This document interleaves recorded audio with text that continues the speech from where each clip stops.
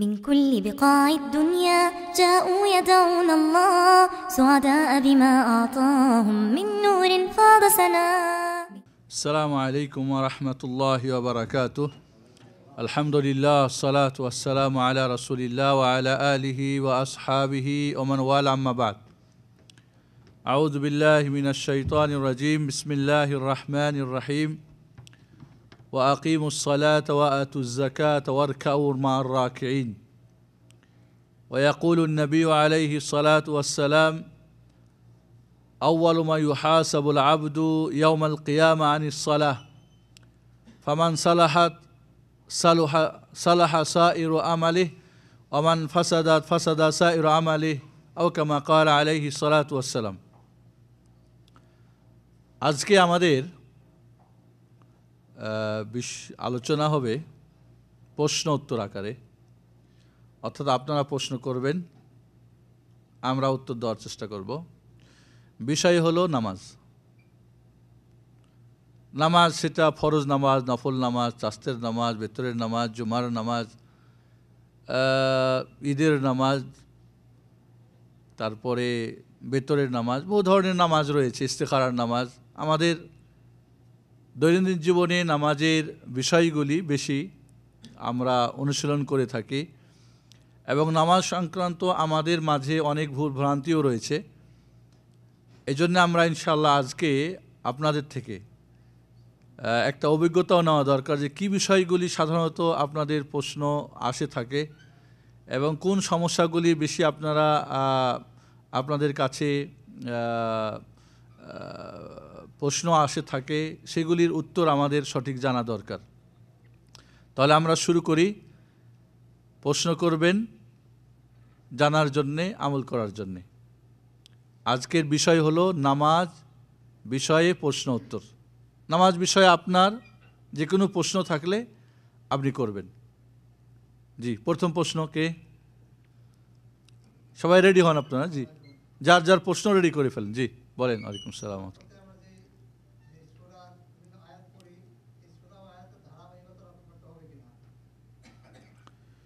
জি, আমার ভাইয়ের প্রশ্ন হলো, যখন আমরা নামাজ পড়ি সূরা ফাতিহার পরে যখন অন্য সূরা আমরা মিলাবো তখন কি ধারাবাহিক বজায় রাখতে হবে না হবে না, বা রাখার হুকুমটা কি? নিঃসন্দেহে কোরআন যেভাবে লেখা হয়েছে এই তরতিবে নামাজ যখন আমরা সূরা মিলাবো তখন সেটাকেই ফলো করব। অর্থাৎ প্রথম রাকাতে যখন কোনো একটা সূরা মিলাবো এর পরের থেকে সিরিয়ালে কোনো সূরা বা আয়াত আমরা মিলাবো। এটা সুন্নত, এটা উত্তম। কেউ যদি ইচ্ছা করে বা অনিচ্ছা করে প্রথম থেকে পড়ার পরে আবার পিছন থেকে পড়ে সামনে থেকে পড়ে ফেলে, অর্থাৎ প্রথম রাকাতে মনে করেন সূরা কাফিরুন পড়ল, দ্বিতীয় রাকাতে গিয়ে মনে করেন সূরা কুরাইশ পড়ল, তাহলে পিছন থেকে আবার সামনে চলে গেল, জায়েজ আছে। আল্লাহর নবী আলাইহিস সালাতু ওয়াস সালাম এমনটা করেছেন। এই ধরনের সাহাবা একরাম থেকে বিশুদ্ধ হাদিসে প্রমাণিত আছে। কাজে কোরআনের যে আয়া ওয়ারাত্তিলিল কোরআন তারতিলা, এর অর্থ যারা করেন যে কোরআনকে তরতিব সহকারে পড়া জরুরি, ওয়াজিব, সেটা ঠিক নয়। তাই যদি হতো তো রাসূলুল্লাহ সাল্লাল্লাহু আলাইহি সাল্লাম বা সাহাবা একরাম এর ব্যতিক্রম করতেন না। তাহলে প্রমাণিত হলো যে এটাই উত্তম, কোনো সন্দেহ নেই, বেশিরভাগ সময় তাই করবে।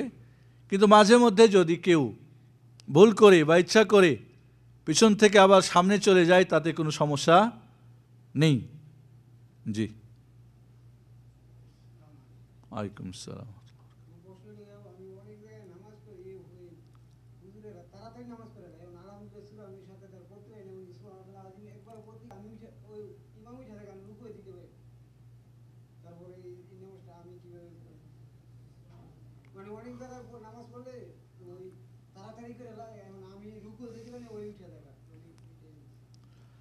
ইমাম যিনি নামাজ পড়ান তার সঙ্গে আমি পড়ে শেষ করতে পারি না, আগে ভাগেই ইমাম উঠে যায়, রুকুতে সেজদায় চলে যায়, তো এই মুহূর্তে আমি কি করব?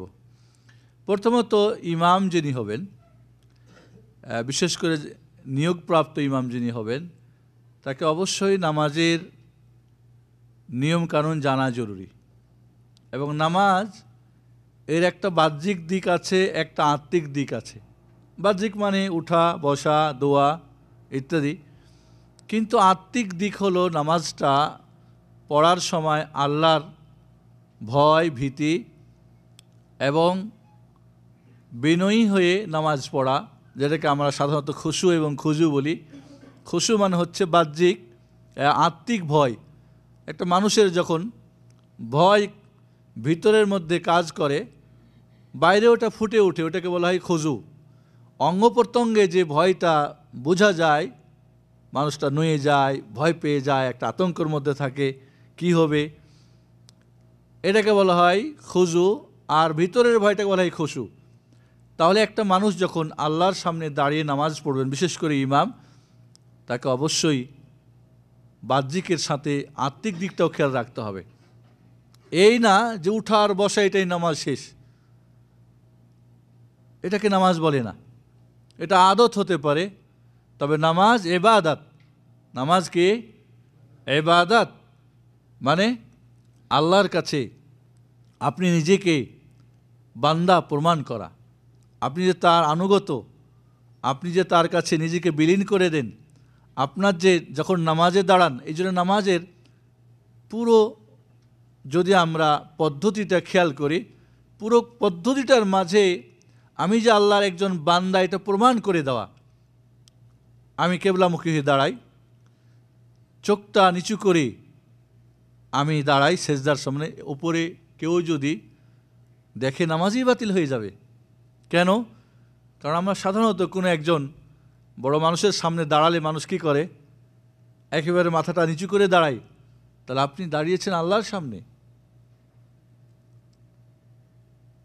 যখন আপনি রুকু করছেন, সেজদা করছেন, বৈঠক করতেছেন, বৈঠকের মধ্যে বসার যে পদ্ধতি, সব কিছুই প্রমাণ করে যেটা একটা ইবাদত। বান্দা আল্লাহর কাছে নিজেকে সপ্রদ করে দিচ্ছে। কাজে উঠা বসা এটা কিন্তু নামাজ নয়। এবং আল্লাহর নবী আলাইহিস সালাম বলেছেন, সবচেয়ে জঘন্য চোরকে যে নামাজে চুরি করে, রুকু সেজদা ঠিকমতো করে না। তেজন্যে যে সমস্ত ইমামরা তাড়াহুড়া করে নামাজ পড়ান, তাদের লক্ষ্য করা উচিত যে তারা নামাজ যে পড়াচ্ছেন তারা আমানতদার।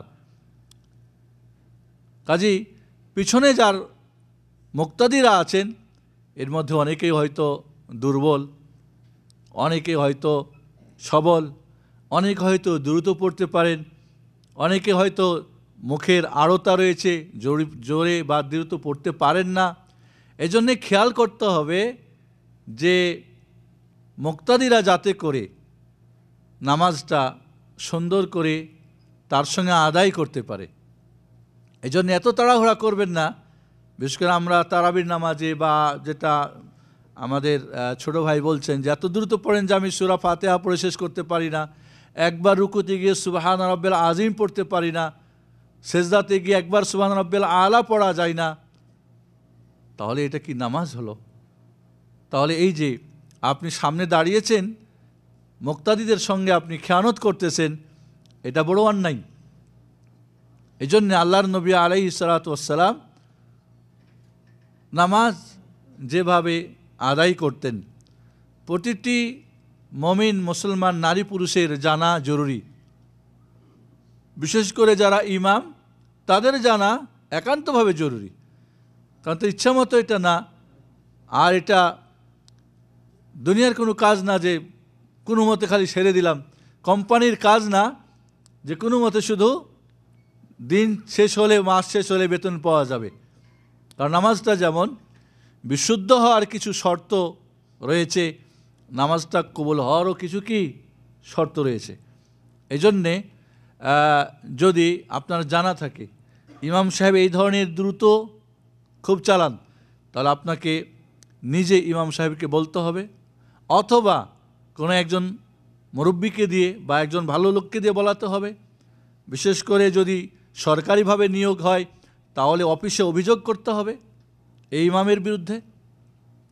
যদি তাকে নসিহত করে বা বলে সে কথা না শুনেন, তিনি কথা না শুনেন, তাকে ইমামতি দায়িত্ব দেওয়া যাবে না।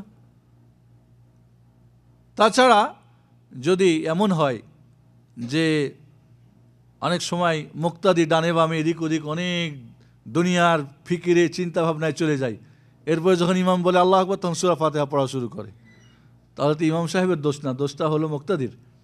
তাহলে মুক্তাদিকে মনে রাখতে হবে যে আমি নামাজ পড়তেছি, আল্লাহর সামনে আমি দাঁড়িয়েছি।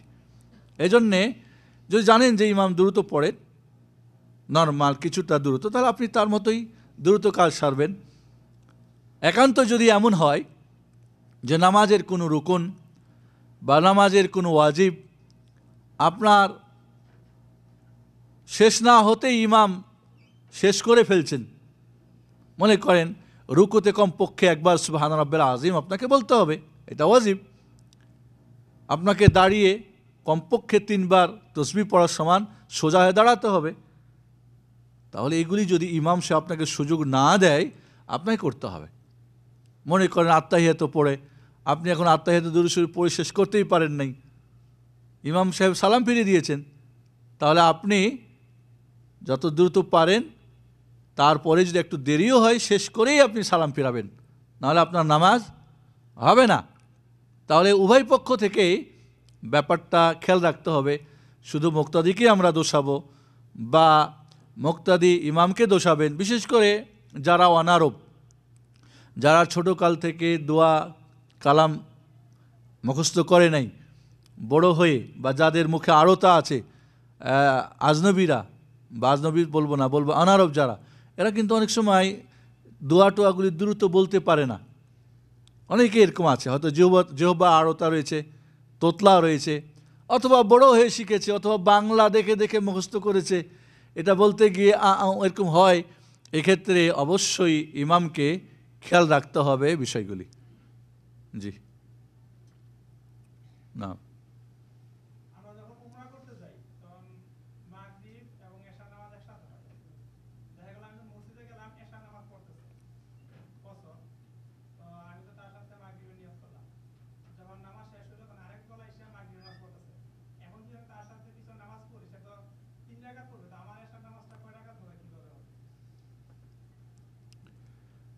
প্রশ্ন হলো যখন আমি মাগরিব এশা একসঙ্গে পড়ব, জায়েজ রয়েছে, সেটা একত্রে নামাজ পড়া, জোহর আসর একসঙ্গে, মাগরিব এশা একসঙ্গে জায়েজ রয়েছে। এটার কারণ একাধিক, সফর কারণ হতে পারে, এটা অসুস্থ কারণ হতে পারে, এটা মেঘবৃষ্টি ধুলাবালি হতে পারে। কোনো কারণে যদি এরকম একসঙ্গে নামাজ পড়ে, এখন মসজিদে গেছেন, এখন গিয়ে দেখেন এশার নামাজ হচ্ছে, আমি নামাজ পড়বো এখন মাগরিব, কারণ আমি এখনও পড়ি নাই, সেক্ষেত্রে এশা তো মুসাফিররা কয় রাকাত পড়বে? 2 রাকাত কসর করবে। আপনি 2 রাকাত পড়ে সালাম ফিরা দিলে উঠে গিয়ে আর 1 রাকাত পড়বেন, এটা তো সমস্যা নেই। সমস্যা হলো যে যদি আমি মাগরিব পড়ে নিই, আমি যদি কি প্রশ্নটা ছিল, আমি যদি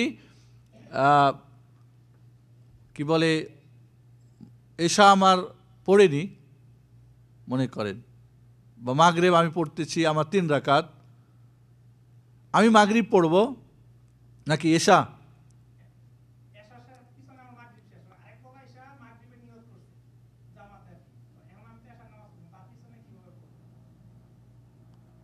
জি, একজন মাগরিবের মনে করেন এশার নামাজ,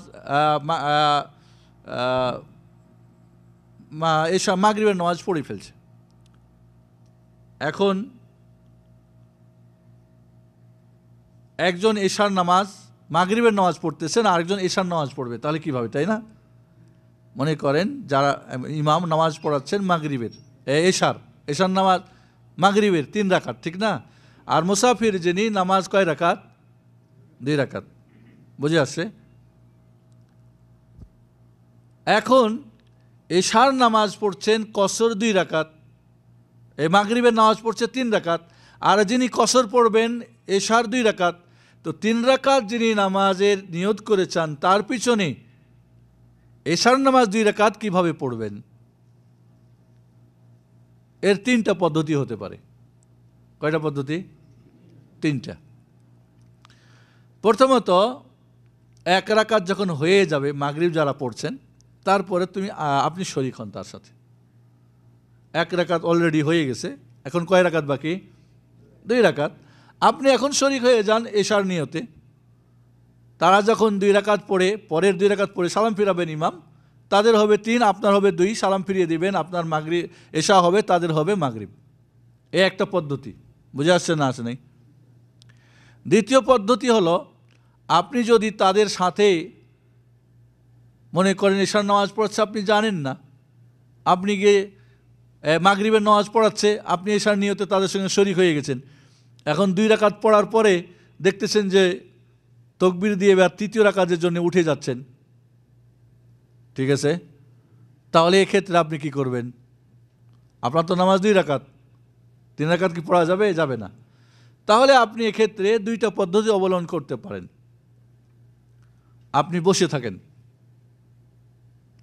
ঠিক আছে, আত্তাহিয়াত পড়েন, এরপরে তো ওনারা তো আত্তাহিয়াত পড়ে উঠে গেছে, আপনি দুরূদ শরীফ অন্য পড়েন। এরপরে ইমাম আর 1 রাকাত পূর্ণ করে যখন 2য় বৈঠক করে সালাম ফিরাবেন, তখন তার সঙ্গে সালাম ফিরাবেন। এতক্ষণ আপনাকে বসে অপেক্ষা করতে হবে। কোনো কোনো ওলামা বলেছেন যে 2 রাকাত যখন হয়ে গেছে আত্তাহিয়াত পড়ে সে সালাম ফিরে বের হয়ে যেতে পারে, নামাজ শেষ করতেও পারে। তাহলে কয়টা পদ্ধতি হলো? 3টা পদ্ধতি হলো। আর যদি ইমাম সাহেব মনে করেন মাগরিব পড়বেন, আপনার রাকাত কত? 3। এখন ইমাম সাহেব যদি পড়েন 4 রাকাত, মুকিম ইমাম মনে করেন, তাহলে কি করবেন? 3 রাকাত পড়ে বসে থাকবেন। 3 রাকাত পড়ে বসে থাকবেন। ইমাম যখন 4 রাকাত এশা কমপ্লিট হবে সালাম ফিরবে, তখন তার সঙ্গে সালাম ফিরবেন। অথবা আগের নিয়মে যদি আমরা ধরে নিই 3 রাকাত পড়ে আপনি সালাম ফিরে বের হয়ে যাবেন, তবে এর চাইতে উত্তম বসে অপেক্ষা করে ইমামের সঙ্গেই সালাম ফিরান। বুঝে আসছে না আসেনি? যে এরপরের প্রশ্ন, আজকে আমাদের বিষয় হলো নামাজ সংক্রান্ত প্রশ্ন উত্তর। যাদের নামাজ নিয়ে কোনো প্রশ্ন আছে, যে কোনো নামাজ, ফরজ, নফল, চাস্তের নামাজ, বেতর নামাজ, জুমার নামাজ, ঈদের নামাজ, ইস্তেসকার নামাজ, বিভিন্ন নামাজ নিয়ে আমাদের প্রশ্ন জাগে।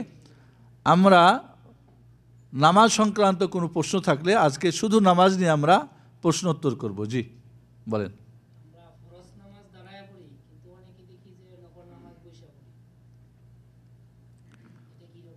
অনেককে দেখি নফল নামাজ বসে পড়েন।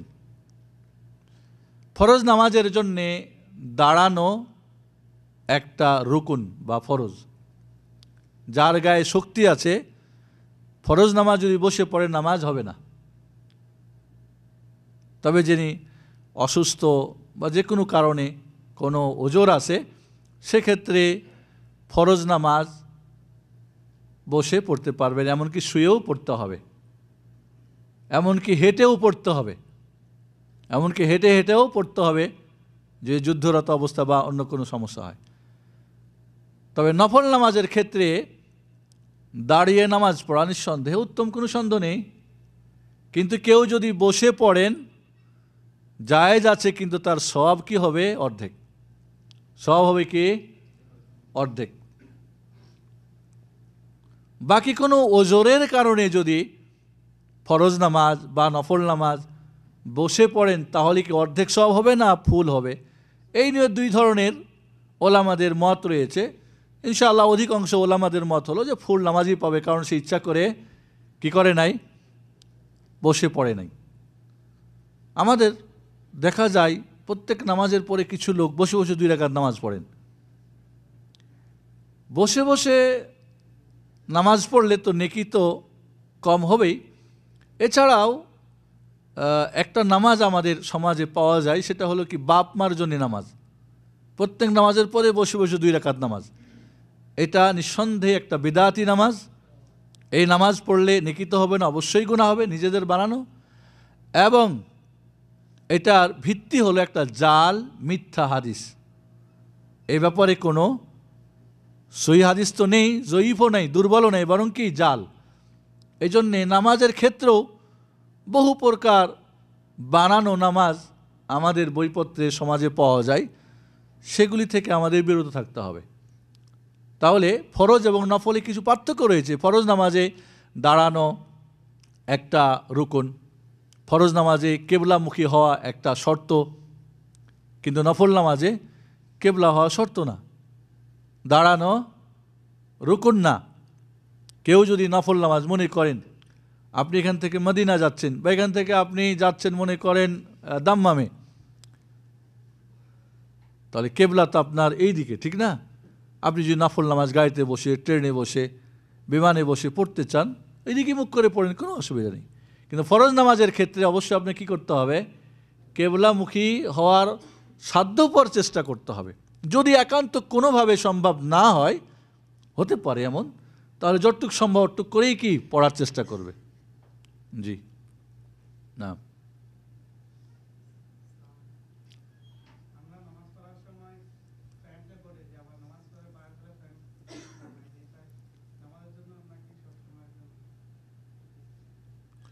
নামাজ পড়ার সময় অনেককে দেখা যায় প্যান্ট বা পাজামা বা লুঙ্গি উঠিয়ে নেন টাকনুর উপরে, আবার নামাজ হয়ে গেলে ঝুলিয়ে দেন। নিঃসন্দেহে টাকনুর নিচে পুরুষদের জন্য, এমনকি ছোট বাচ্চা ছেলে যদি হয় তার জন্যও কি জায়েজ নেই। যদি কেউ অহংকার করে টাকনুর নিচে যে কোনো কাপড় ঝুলিয়ে দেন, তাহলে কিয়ামতের দিন আল্লাহ রাব্বুল আলামিন তার দিকে চেয়েও দেখবেন না, চাইবেন না, তাকে পবিত্রও করবেন না, এবং তার জন্য কঠিন আযাব রয়েছে। আর যে ব্যক্তি অহংকার না, এমনি এখন যেরকম প্যান্ট বানালে আধা হাত লম্বা করে, বা লুঙ্গি পরলেই ঝুলিয়ে, বা পাজামা পরলেই বা তোপ পরলে, তাহলে যেটুক টাকনুর নিচে যাবে, টাকনু বা গিট, ওইটুক জাহান্নামে দেওয়া হবে। মা আসফালা মিনাল কাবাইন ফাহুয়া ফিন্নার। আল্লাহর নবী আলাইহিস সালাতু ওয়াস সালাম বলেন, টাকনুর নিচে, গিটের নিচে পুরুষ মানুষের যেটুক যাবে এটুক জাহান্নামে দেওয়া হবে। এর মানে এই না যে আপনার ওই পাটুক কেটে দেওয়া হবে, এখানে অংশ বুঝিয়ে পুরাটাই বোঝানো হয়েছে, কারণ শরীয়তে এটা কি সম্পূর্ণভাবে কবিরা গুনাহ এবং বড় পাপ। এই জন্য এমনকি ছোট বাচ্চা, ছেলে বাচ্চাদের ছোট থেকেই তাকে টাকনুর উপরে কাপড় পরানো অভ্যাস করাতে হবে।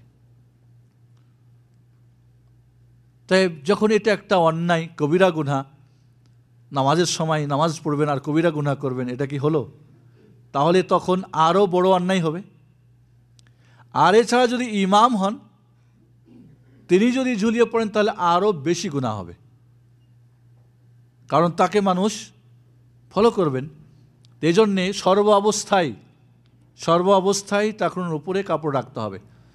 তবে নামাজের সময় উঠিয়ে নেওয়ার একটা ব্যাপার এমনও হতে পারে, যারা উঠান, যে হয়তো কমপক্ষে ওই সময় পাপটা থেকে বাঁচা যাক। আমার মনে হয় এটা না, বরং একটা হাদিস আছে যে টাকনুর নিচে কাপড় ঝুললে উজু নষ্ট হয়ে যাবে।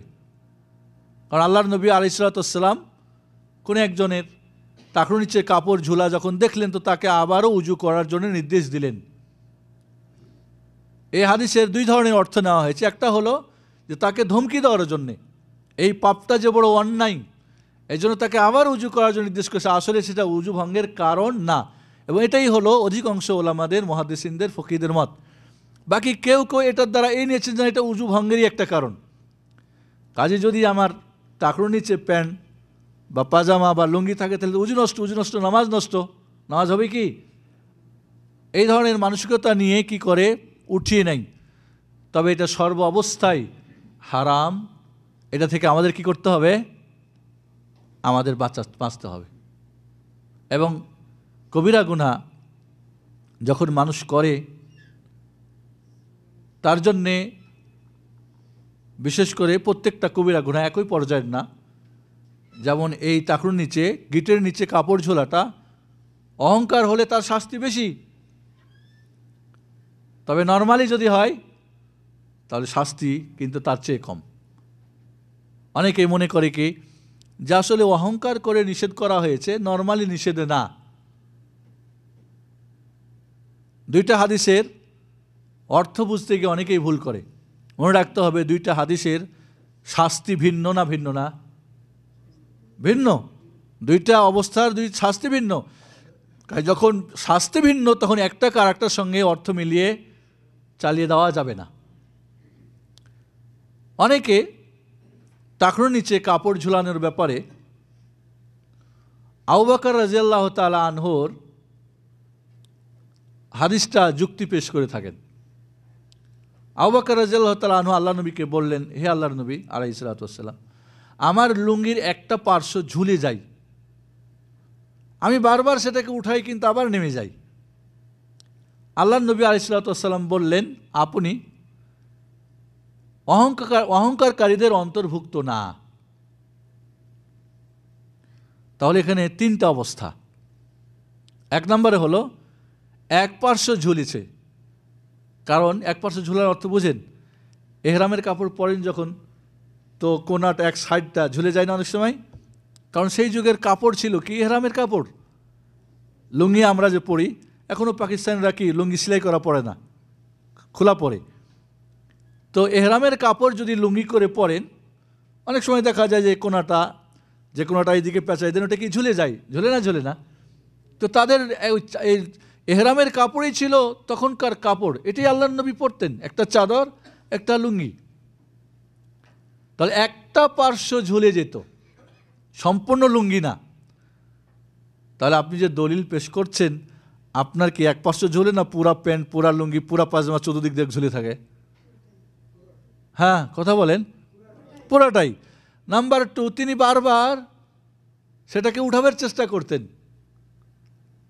আপনি কি বারবার উঠাবার চেষ্টা করেন না? বানাইছেন, বানাবের সময় আধা হাত লম্বা করে বানাইছেন? হ্যাঁ না। নাম্বার 3, মুহাম্মাদুর রাসূলুল্লাহ সাল্লাল্লাহু আলাইহি ওয়াসাল্লাম বলছেন আপনি অহংকারকারীদের অন্তর্ভুক্ত না। কাজে আপনাকে কি মুহাম্মদ সাল্লাল্লাহু আলাইহি ওয়াসাল্লাম সার্টিফাই করছেন যে আপনার অহংকার নাই? না আপনি বললেই হয়ে যাবে যে আমি অহংকার করি না, আর সেই সার্টিফাই করার সুযোগও নেই, আছে কি? তাহলে আবু বকরের হাদিস, বা আজকাল আমরা অনেক সময় দুখান চারখান হাদিস টাদিস পড়ে ডানে বামে করে কিছুটা মত প্রকাশ করে চলতে থাকি। সবচেয়ে বড় যেটা, এর আগেও আপনাদের বলছিলাম, প্রবৃত্তির গোলামি। নফস যেভাবে বলে ওইভাবে একটা করে নিয়ে বাস জায়েজ করে নেওয়া। মনে রাখবেন, কোনো পাপ যদি কেউ করে সেটার তো একটা পাপ, আর সেটাকে জায়েজ করার অপচেষ্টা করে তাহলে সেটা আর এক পাপ। কয় পাপ হলো? 2 পাপ। এই জন্যই কোনো হারামকে হালাল জানলে কুফরি পাপ হয়ে যায়। কেউ যদি জেনে বুঝে সজ্ঞানে হুকুম জানে তারপরে সেটাকে হালালকে হারাম মনে করে, বা হারামকে হালাল বা হালালকে হারাম, তাহলে সে কাফের হয়ে যায়, দিন থেকে খারিজ হয়ে যায়। কারণ আল্লাহ রাব্বুল আলামিনের বিধানকে কী করেছে? সে অস্বীকার করেছে, এবং নিজেই আল্লাহর সঙ্গে বিধানকারী হিসাবে কি তার শরীক স্থাপন করেছে। নাউজুবিল্লাহ। অনেক সময় এরকম দেখা যায় যে পাপ জানে, ওইটাকে আবার হালাল করার চেষ্টা করে। এটা বড় অন্যায়, বড় অন্যায়। একজন পারে না যে কোনো পাপ, তাকে মেনে নিতে হবে। এবং আমাদের মাঝে এই অভ্যাসটা আছে, আমাদের ভাইদের মধ্যে। এই না জানা খামাখা তর্ক করবে দিন নিয়ে, হারাম। একটা বিষয় জানেন না আপনি কত রকমের হাদিস আছে, কী ধরনের আছে, ওলামারা কি বলেছেন, ইমামরা কি বলেছেন, বাস আপনি একটা বুঝে নিয়েছেন, কোনো একটা পড়ে নিয়েছেন। না, খবরদার, দিন নিয়ে কোনো সময় তর্ক বিতর্কে যাবেন না। কোনো যদি অন্যায় থাকে মাথা নিচু করে মেনে নেবেন, ভাই পারি না, দোয়া করবেন, চেষ্টা করব। এই না আপনি সেটাকে হালাল করার, বা সেটাকে বলে অমুকে বলেছে, অমুক জায়গায় দেখেছি, বা অমুক করে কেন, এই ধরনের যুক্তি তর্কে নিজের হারামকে, নিজের কোনো পাপকে বৈধ করার অপচেষ্টা আমরা করব না। এটা বড় অন্যায়। কয়টা পাপ হয়ে যাবে? ডবল পাপ। এবং এই জন্য হতে পারে যে আরেকজন ব্যক্তি আপনার থেকে শুনে হয়তো সেও পাপটা শুরু করতে পারে। যতদিন ধরে আপনার দেখে ওরা করবে, ওদের সমপাপ আপনারও ওস্তাদের গাড়ে চাপবে না? না। কাজে দিনের বিষয়ে আমরা কোনো বিশেষ মাসলা মাসাইলের ব্যাপারে যেন আমরা কখনোই নিজে ইচ্ছামতো কিছু একটা বলার চেষ্টা না করি। জি, আজকের আমাদের বিষয় হলো নামাজ বিষয়ে প্রশ্ন উত্তর। যাদের নামাজ নিয়ে কোনো প্রশ্ন আছে করবেন। দাঁড়ান, আমাদের মুকুল ভাইয়াকে হাত উঠিয়েছেন। জি, আপনার প্রশ্ন।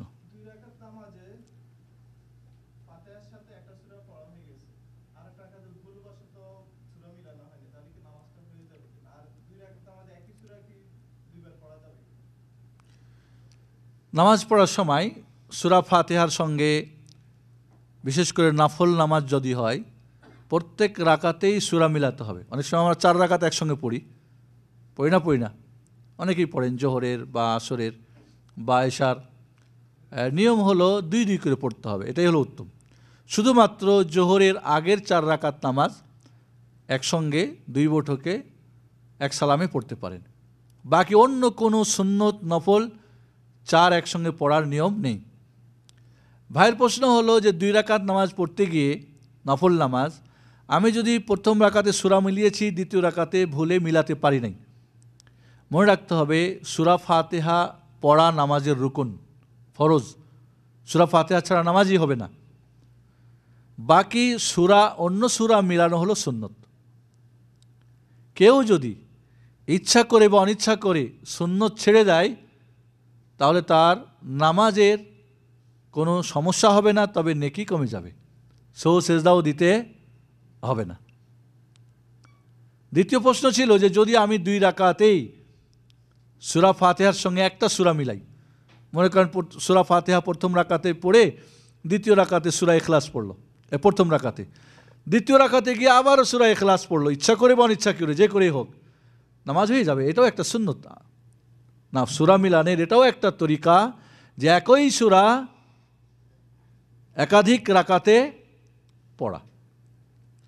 মুআয বিন জাবাল রাদিয়াল্লাহু তাআলা আনহু আল্লাহর নবী আলাইহিস সালাতু ওয়াস সালামের সঙ্গে এশার নামাজ পড়তেন। পড়ার পরে তার মহল্লায় বা গ্রামে এসে তিনি ইমামতি করতেন।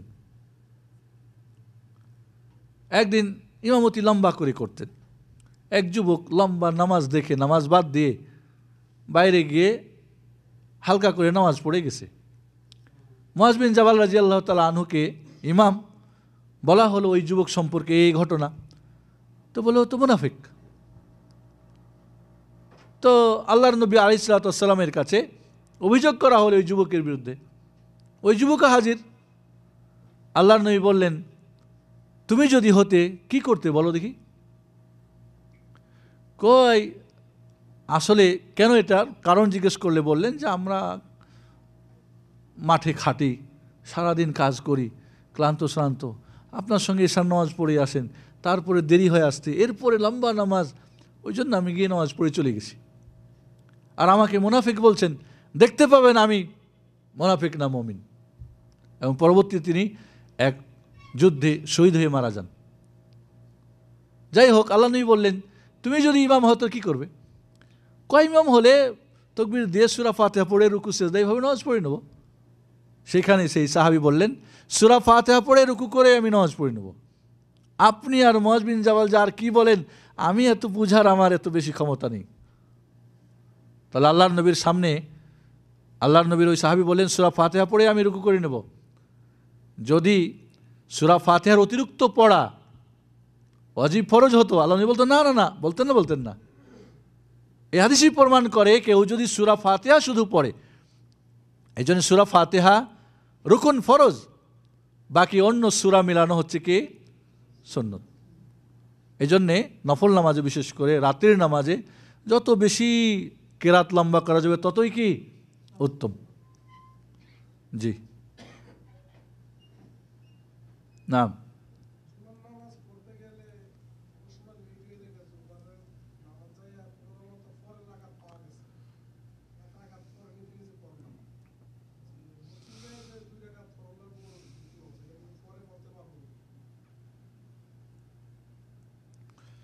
জুমার নামাজে গেছেন, দ্বিতীয় রাকাত পেয়েছেন, মসজিদে ঢুকে যে তাহিয়াতুল মসজিদ 2 রাকাত পড়তে হয়, পরে সেটা পড়তে হবে কি না?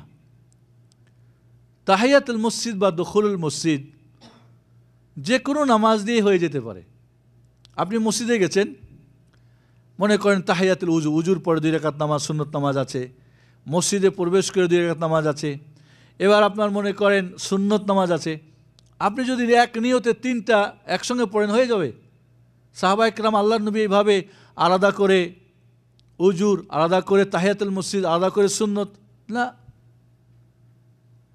বরং আপনি একাধিক নামাজের নিয়তে পড়তে পারেন। যখন আপনি ফরজ নামাজ পড়তেছেন হয়ে গেল আপনার, কারণ মসজিদের হক নামাজ পড়া। ফরজ পড়েছেন আপনার আদায় হয়ে গেছে, বাকি থাকলো তাহিয়াতুল মসজিদ, আর আপনাকে পড়তে হবে না, কারণ তাহিয়াতুল মসজিদের সময় শেষ, তার অবস্থাও শেষ। বাকি যদি সুন্নত হয়, ফরজ নামাজের আগে যেরকম জোহরের আগের সুন্নত আগে পড়তে পারে নাই, তাহলে পরে কাজা করে নিতে পারে, পরে কি করবেন, আদায় করতে পারবেন। এক্ষেত্রে মনে করেন একাধিক নামাজের নিয়ত করে 2 রাকাত নামাজ পড়া। ধরি না আমরা একজন লোক সফর থেকে আসলেন, সফর থেকে এসে বাড়িতে প্রবেশ করার আগে 2 রাকাত নামাজ পড়া কি সুন্নত। এখন এই 2 রাকাত নামাজকে উনি যদি একাধিক নিয়ত করেন, মনে করেন উজু করলেন তাহিয়াতুল উজু, মসজিদে প্রবেশ করলেন তাহিয়াতুল মসজিদ, মনে করেন চাস্তের সময় সকালবেলা, তাহলে চাস্তের মনে করেন সেটাকে হয়তো সে মনে করলে ইস্তেখারার নামাজ পড়বো, আমি এটা 2 রাকাত ইস্তেখারা করে নেব, ইস্তেখারার নিয়ত করে নিলেন। হ্যাঁ, এরপরে মনে করেন এই 2 রাকাত নামাজকে সে হতে পারে তার কোনো সুন্নত, ফজরের সুন্নত হয়তো পড়েন নাই, সফরে ছিলেন ফজরের সুন্নত পড়েন নাই, চাচ্ছেন উনি এখন এই ফজরের সুন্নতটা এই 2 রাকাত দিয়ে পড়ে নেবেন। তাহলে এতগুলি নামাজ যদি, এখানে সবচেয়ে গুরুত্বপূর্ণ কোনটা, ফজরের 2 রাকাত সুন্নত। ফজরের 2 রাকাত সুন্নত নিয়ত করে যদি বাকিগুলোও নিয়ত করে নাই, সবগুলি সম্ভব।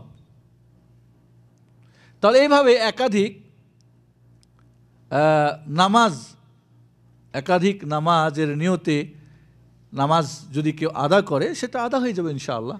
তবে আমাদেরকে মনে রাখতে হবে যে জুমার নামাজের ক্ষেত্রে একটা প্রশ্ন জাগে যে জুমার নামাজ কতটুক পেলে নামাজ পেয়েছে ধরা হবে। আপনি মসজিদে গেলেন, দেখলেন ইমাম সাহেবের 2 রাকাত নামাজ, 2য় রাকাতেরও রুকু হয়ে গেছে, এখন আপনি নামাজের শরিক হন, তবে শরিক হবেন জোহরের নিয়তে, আপনার আর জুমার নামাজ হবে না। কারণ এই জুমার নামাজ পেতে হলে কমপক্ষে আপনাকে 1 রাকাত পেতে হবে, আর 1 রাকাত পাওয়ার জন্যে ন্যূনতম অবস্থা হলো তকবীরে তাহারিমা বেঁধে 2য় রাকাতে আপনি কমপক্ষে ইমামের সঙ্গে একবার সুবহানা রব্বিল আযীম যেন বলতে পারেন। তকবীরে তাহারিমা আল্লাহু আকবার, এরপর আল্লাহু আকবার বলে আবার রুকুতে গিয়ে একবার যদি সুবহানা রব্বিল আযীম ইমামের সঙ্গে পড়তে পারেন, তাহলে বলবো আপনি রুকু পেয়েছেন, আর রুকু পেলে সেটা রাকাত ধরা হবে। কারণ আল্লাহ নবী আলাইহিস সালাতু ওয়াস সালাম বলেছেন, মান আদরাকা রাকাতান ফাকাদ আদরাকাস সালাহ, 1 রাকাত কেউ যদি নামাজ পায় তাহলে সে নামাজটা পেল। তো 1 রাকাত যদি আপনি না পান, তাহলে আপনি নামাজ পান নাই, তাহলে অতএব আপনাকে কি জোহরের তখন 4 রাকাত নামাজ পড়তে হবে। আর 2 রাকাতেই যদি আপনি না পান, সেক্ষেত্রে আপনাকে কী করতে হবে, আপনাকে 4 রাকাত জোহর পড়তে হবে। জি না, অনেক সময় ফজরের সময় আমরা রাতে ঘুমাই না, আজান হইলে নামাজ পড়ে তারপর ঘুমাবো। তো আজান হয়েছে কিন্তু জমাত আর 15-20 মিনিট পরে হবে, তো আমি কি এই অবস্থায় আমি ঘুম রাখতে পারতেছি না, তখন আমি কি আজান হইলে নামাজ পড়ে সাথে সাথে শুয়ে যেতে পারে, আমার নামাজ হবে মসজিদে না গেলে? আচ্ছা, আরেকটা প্রশ্ন, যে একটা একটা করে বসেন। সারা রাত্রি ঘুমাই না, কেন ঘুমান নাই? তাহাজ্জুদ পড়ছেন, কোরআন পড়ছেন,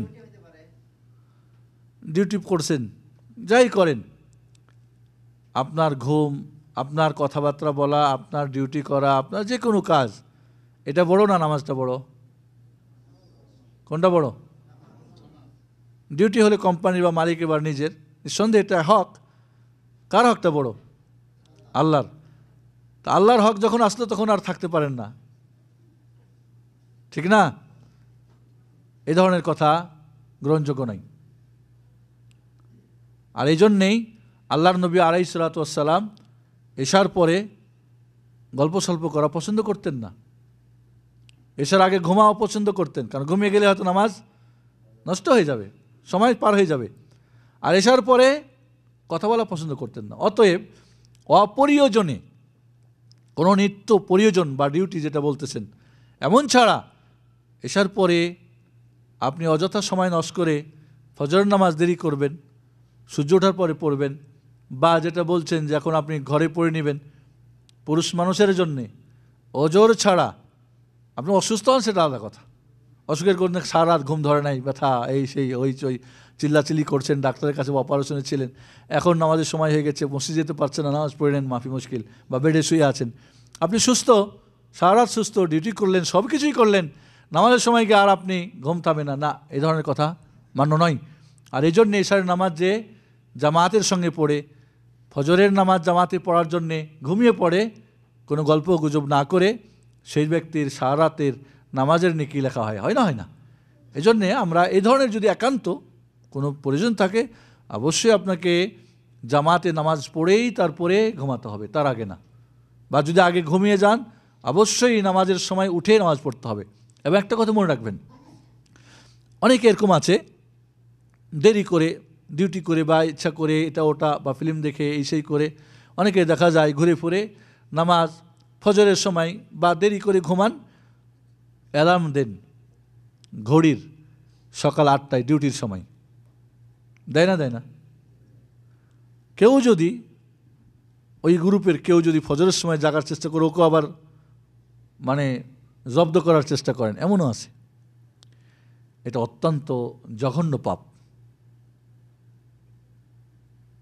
ইচ্ছা করে কেউ নামাজের সময়ে যদি নামাজ না পড়ে, এরপরে তার কাজা নেই, সঠিক মতে তার কাজা নেই। কি বুঝলেন?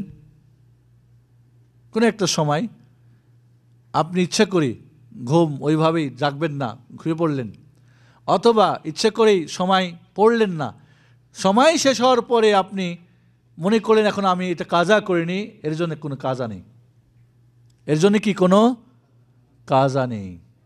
কাজা হলো যদি অনিচ্ছাকৃত ঘুমে বলে গিয়ে বা এমন অবস্থা যেখানে সুযোগ হয় নাই, এই মুহূর্তকে অবশ্যই তওবা করতে হবে। কাজী যারা অ্যালার্ম দিয়ে দিলেন সকাল 7টায় 8টায় উঠবেন, এটা অত্যন্ত জঘন্য পাপ।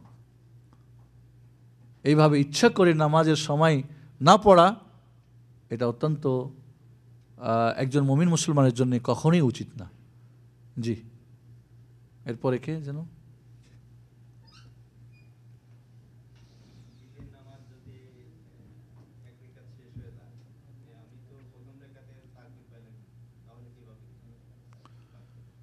একজন মানুষ ঈদের নামাজের 1 রাকাত পান নাই, সুবহানাল্লাহিল আযীম, ঈদের দিন, আনন্দের দিন, এত আনন্দ করছেন সারা রাত ধরে যে ঈদের নামাজের সময় আর ঘুম ভাঙে নাই হয়তো বেচারার, হয় অনেক সময় এরকম। এবং এইখানে বিশেষ করে আমি জানি অনেকেই মানে বলেন ঈদের দিন রাত 3টা পর্যন্ত কাজ টাজ করে বাস ঘুমিয়ে পড়লেন, বাস। এমনকি রমজানের সারা রমজান মাশাআল্লাহ রোজাও রেখেছেন, উমরাও করেছেন হয়তো, আর নামাজ নাই, ফজর নাই, জোহর নাই, আসর নাই, মাগরিব, মানে এখন কাজ করে খুব ইয়ে হয়ে গেছে, যত পর ঘুমাই নাও। লা ইলাহা ইল্লাল্লাহ। এই হলো আমরা দুনিয়ার কারণে দিন নষ্ট করি, এটা মারাত্মক। বাল তুসিরুল হায়াতাদ দুনিয়া ওয়াল আখিরাতু খায়রু ওয়া আবকা। এই দুনিয়াটা কি আপনার সঙ্গে যাবে? কখনোই না। তবে এমন যদি অনিচ্ছাকৃত হয়ে যায় বা কোনো কারণে, যে কোনো কারণ হতে পারে, অনিচ্ছাকৃত হতে কারণ হতে পারে, সেক্ষেত্রে 1 রাকাত পেয়েছেন ইমামের সঙ্গে, তাহলে 1 রাকাত পান নাই, কি করবেন? যে রাকাতটা তিনি পেলেন সেটাই তার প্রথম রাকাত, আর যেটা পেলেন না সেটাই হলো তার কি দ্বিতীয় রাকাত। অতএব দ্বিতীয় রাকাতে রুকু থেকে উঠে আপনি সালাম ফিরে দিলে ইমাম উঠবেন, উঠে 5টা তাকবীর দিবেন, এরপরে সূরা ফাতিহা পড়বেন, এরপরে সূরা গাশিয়া, না জানা থাকলে অন্য একটা সূরা পড়বেন, রুকু সেজদা করে সালাম ফিরিয়ে দিবেন। অর্থাৎ যেই পদ্ধতিতে ঈদের নামাজ পড়তে হয় কাজা করবেন যখন আপনি পূর্ণ করবেন সেই নিয়মেই পূর্ণ করতে হবে। জি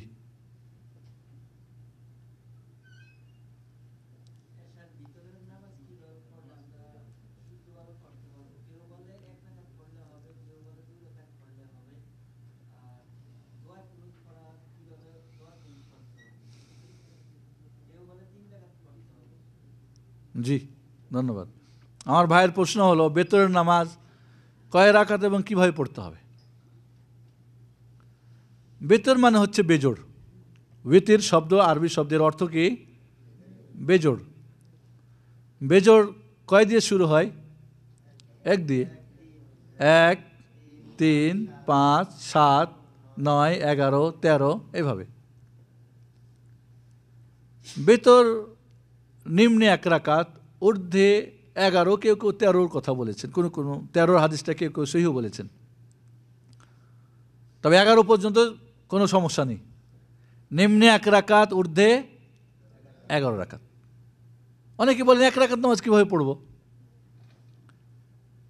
আপনি 1 রাকাত বেতর পড়ার জন্যে তকবীরে নিয়ত করে 1 তকবীরে তাহরিমা দিয়ে সূরা সানা পড়ে সূরা ফাতিহা অন্য সূরা মিলিয়ে রুকু সেজদা করে বৈঠক করে সালাম ফিরিয়ে দিবেন, হয়ে গেল 1 রাকাত নামাজ।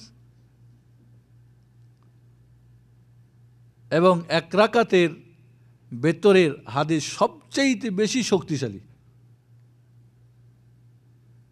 অতএব 1 রাকাত বেতরকে অস্বীকার করা নিঃসন্দেহে এটা অন্যায়, কোনো সন্দেহ নেই।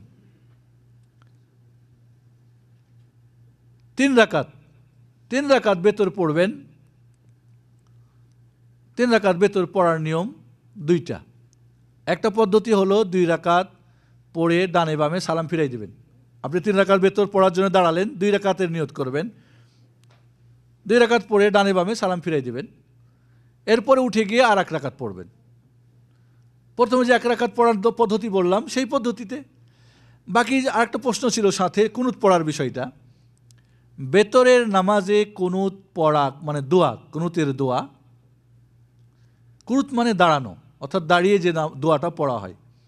খেয়াল করেন এখানে আমার সঙ্গে, কুনুত বেতরে পড়া সুন্নত হলো মাঝে মাঝে পড়া, সব সময় না। ওয়াজিবের কোনো দলিলই নাই, ওয়াজিবের কোনো বিশুদ্ধ দলিল নেই।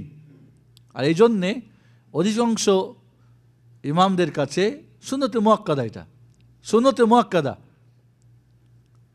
তবে যে বেতর পড়বে না, ইমাম বলছেন রাজুলুন সু, লোকটা খারাপ মানুষ, এত একটা গুরুত্বপূর্ণ নামাজ পড়বেন না। আল্লাহর নবী সফরে এবং বাড়িতে সবসময় এটা পড়তেন।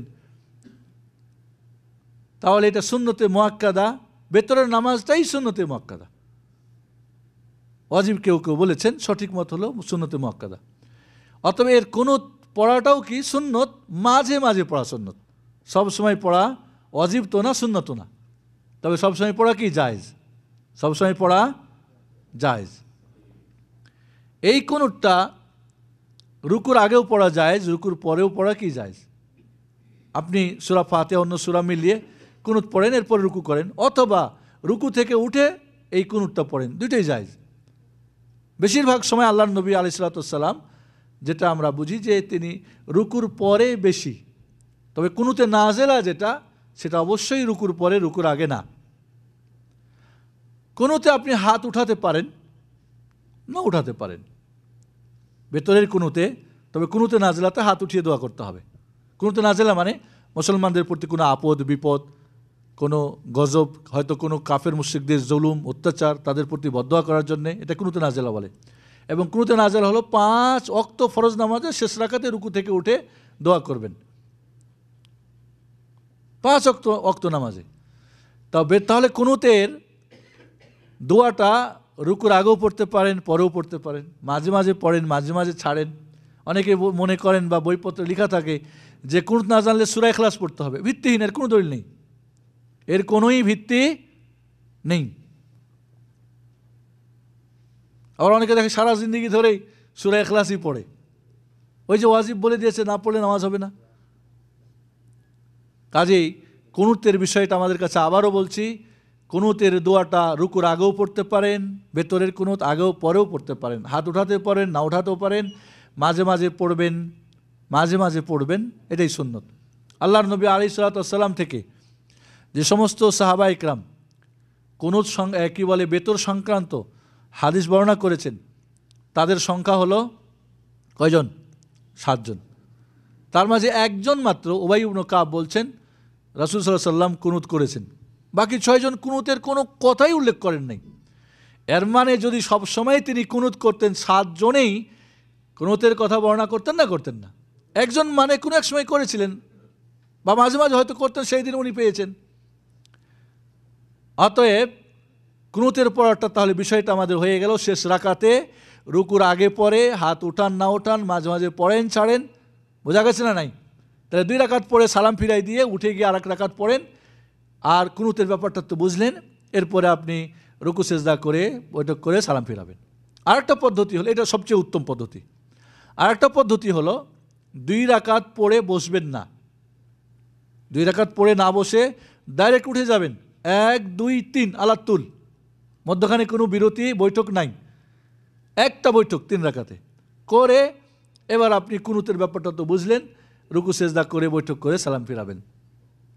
বাকি আমরা যেটা পদ্ধতি অবলম্বন করে থাকি, অনেকেই প্রশ্ন করেন যে আমরা 2 রাকাত পড়ে বৈঠক করি, এরপরে উঠে যাই, উঠে যাওয়ার পরে সূরা ফাতিহা অন্য সূরা পড়ে একটা উল্টা তাকবীর দিই, এরপরে কুনুত করে, মোট কথা মাগরিবের মতো। আল্লাহর নবী আলাইহিস সালাতু ওয়াস সালাম বেতরকে মাগরিবের মতো করে পড়তে নিষেধ করেছেন। 2 রাকাত পড়লে মাগরিবের মতো হলো না? হলো না। এখন মাগরিবের মতো যেহেতু হয়ে গেল, পার্থক্য করার জন্য উল্টা তাকবীরের একটা ব্যবস্থা করেছে। এর কোনো দলিল নেই, এটা সম্পূর্ণ ভিত্তিহীন, উল্টা তাকবীরের কোনো দলিল নেই। দ্বিতীয়ত কেউ কেউ বলেছেন যে যখন ওই হাত উঠিয়ে, এখন সূরা ফাতিহা অন্য সূরা মিলার পরে হাত উঠিয়ে কুনুত করবে না? করবে না। এই হাত উঠাটাকেই কেউ কেউ তাকবীর মনে করে নিয়েছেন, এই হাত উঠাটাকেই কেউ কেউ তাকবীর, আর আমাদের বইপত্র লেখা থাকে উল্টা তাকবীর, আর মনে করে এটাই বুঝি মাগরিবের সঙ্গে পার্থক্য করার জন্যে। না, আপনি কুনুতের জন্য হাত উঠাতে পারেন, কিন্তু পার্থক্য করার জন্য তাকবীর দেবেন না।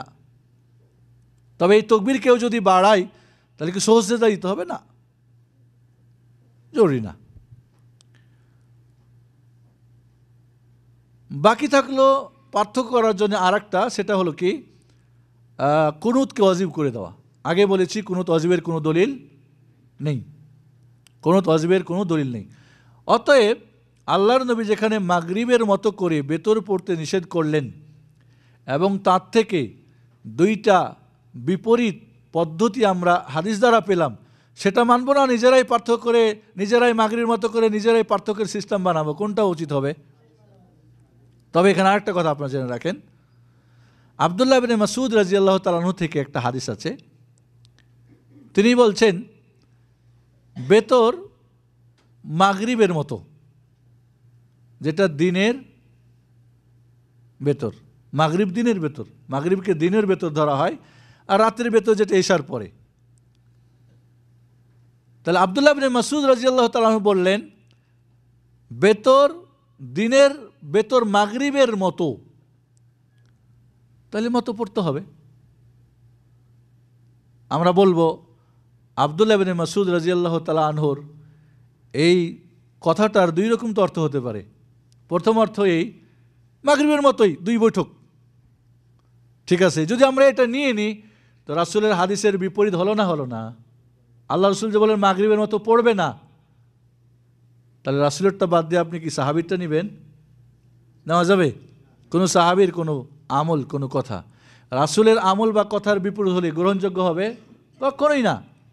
1 2 নম্বর, এটার অর্থ তো এই হতে পারে মাগরিবের মতো, মানে মাগরিব যেমন 3 রাকাত, বেতরও 3 রাকাত, তাহলে তার সমস্যাই নাই। হয় নাকি অর্থ মাগরিবের মতো মানে মাগরিবের যেমন 3 রাকাত, বেতরও 3 রাকাত। আর একটা দলিল দেওয়া হয়, সেটা হলো আবুল আলিয়া একজন তাবি বলছেন আল্লাহর নবীর সাহাবীরা আমাদেরকে বেতরের নামাজ মাগরিবের মতো করে শিখাতেন, তবে বেতরে সব রাকাতেই সূরা পড়তে হতো। বেতরে তো প্রথম 2 রাকাতে সূরা মিলানো হয়, ঠিক না? তৃতীয় রাকাতে সূরা মিলানো হয় না। কিন্তু বেতরে মাগরিবে প্রথম 2 রাকাতে সূরা মিলাতে হয়, শেষ রাকাতে কি সূরা মিলানোর প্রয়োজন নেই, কিন্তু বেতরে 3 রাকাতেই সূরা মিলানো, এটা একটা পার্থক্য হয়ে গেল। আবুল আলিয়া একজন তাবি বলছেন যে সাহাবীরা আমাদেরকে এভাবে শিখাতেন। যখন সাহাবীর কথা আমরা রাসূলের হাদিসের বিপরীত হওয়ার জন্য গ্রহণ করতে পারি না, তখন একজন তাবির কথা গ্রহণ করা যাবে? কখনোই না।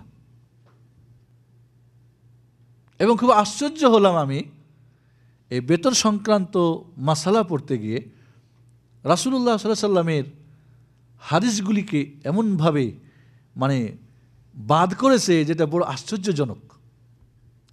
3 রাকাত বেতর সাব্যস্ত করতে হবে, একও নেই বেশিও নেই, বেতর একও নাই অস্বীকার, এবং 3-এর অধিকও নাই, 3ই এবং 3 পড়তে হবে কি করে?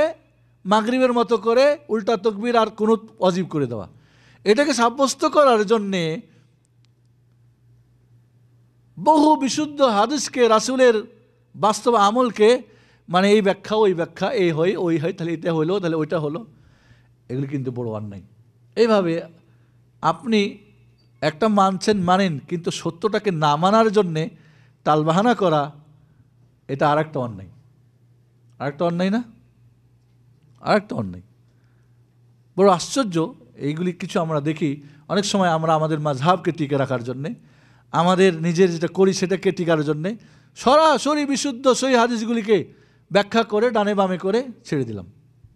এটা কখনই হয় না, কখনই হয় না। এই জন্যে আমরা যে নামাজের বিভিন্ন বিষয়ে আমরা বিপরীত দেখতে পাই, এর মূল কারণ হচ্ছে সহিহ এবং জয়ীফ হাদিস।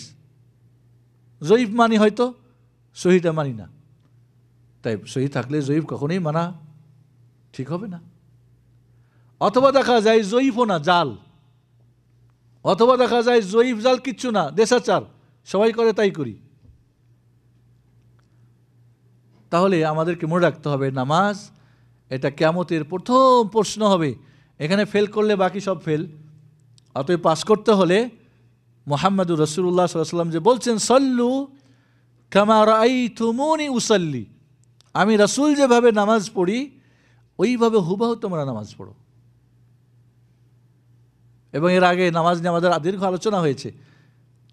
রাসূল সাল্লাল্লাহু আলাইহি ওয়াসাল্লামের মসজিদ নববীতে একজন লোক এসে নামাজ পড়ে রাসূলকে গিয়ে সালাম দিলে, রাসূল সালামের উত্তর দিয়ে বললেন, ইরজি ফাসাল্লি ফাইন্নাকা লাম তুসাল্লি, যাও নামাজ পড়ো, তুমি নামাজ পড়োই নাই।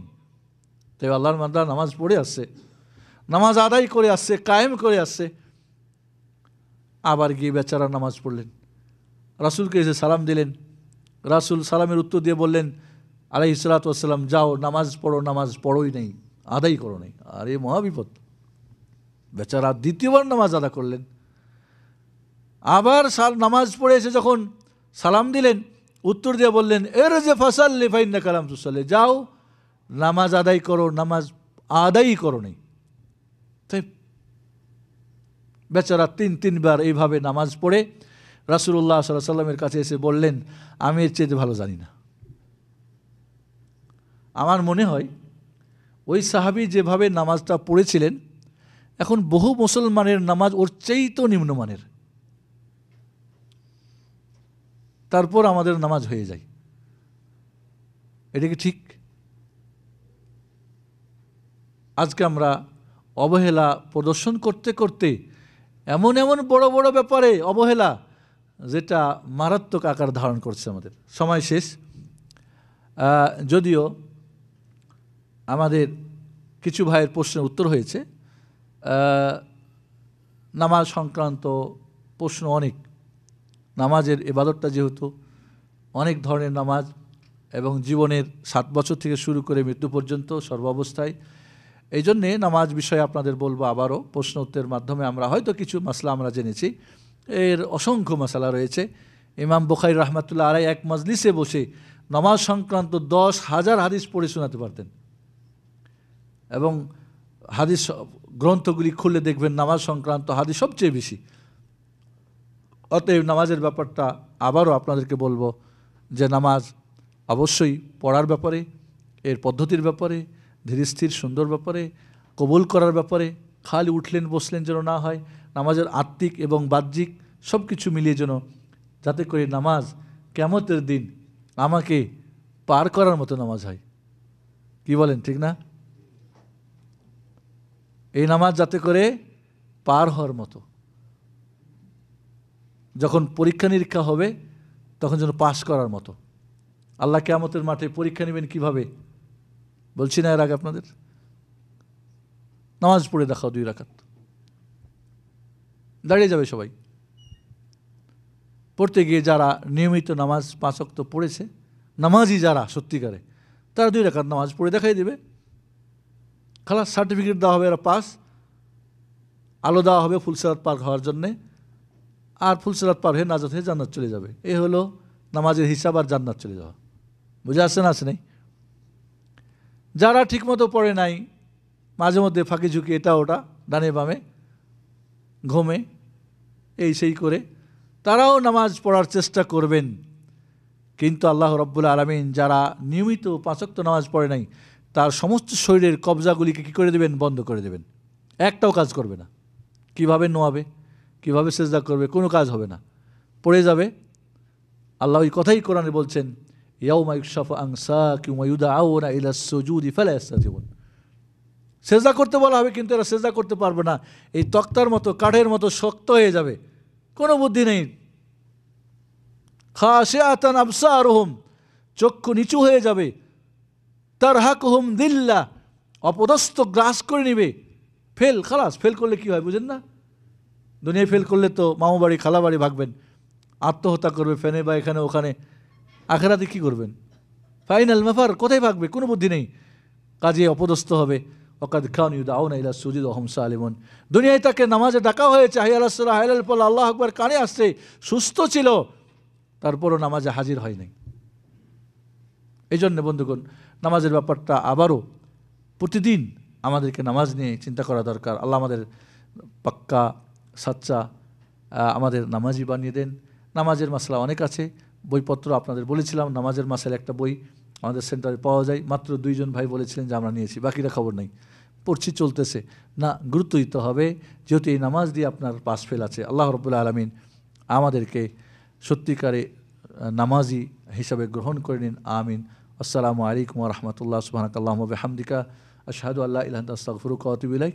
আজকের মতো এখানেই শেষ। আসসালামু আলাইকুম ওয়া রাহমাতুল্লাহি ওয়া বারাকাতুহু।